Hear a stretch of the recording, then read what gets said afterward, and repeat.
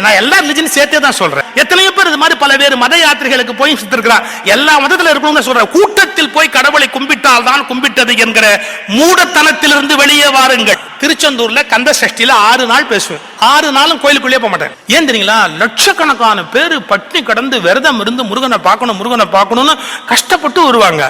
நாங்க விஐபி, எனக்கு 2 டவாலி வருவாங்க, என்ன கூட்டிட்டு போவாங்க, ஒரு போலீஸ் கூட வருவான். நான் பாட்டு ஸ்ட்ரெயிட்டா போய் முருகனை பார்த்து ஸ்ட்ரெயிட்டா திரும்பி வரலாம். நான் ஒருபோதும் செய்ய மாட்டேன். ஆனா எப்ப போவேன் தெரியுமா? அதாவது திருச்செந்தூர் திருநெல்வேலி பக்கம் புது படம் ரிலீஸ் ஆன அன்னைக்கு கோயில ஒரு பயம் மதிக்க மாட்டான் அப்படின்னு ஒரு நாள் இருக்கும் பாருங்க. அன்னைக்கு நான் பாட்டுக்கு நேரா தூத்துக்குடி போய் இறங்கி திருச்செந்தூர் கோயில போய் உட்கார்ந்தா முருகன் கிட்ட சொல்வார், வந்தியா பேசுறதுக்கு ஆள் இல்லையேன்னு கவலைப்பட்டுக்கிட்டே இருந்தேன், அதனால உட்கார், உங்ககிட்ட ஒரு 1.5 மணி நேரம் பேச வேண்டியிருக்கு அப்படின்னு. நான் அந்த வருஷம் முழுக்க பேச வேண்டிய விஷயம் எல்லாம் என்கிட்ட சொல்லுவார்.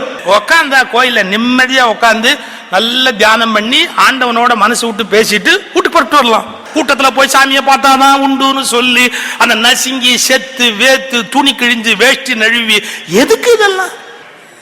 இந்த உலக இன்பங்களுக்கு கூட்டம் தேவை, ஆன்மீகத்துக்கு தனிமைதான் தேவை என்பதை புரிந்தால் மட்டும்தான் நீங்கள் ஞானமடைய முடியும்.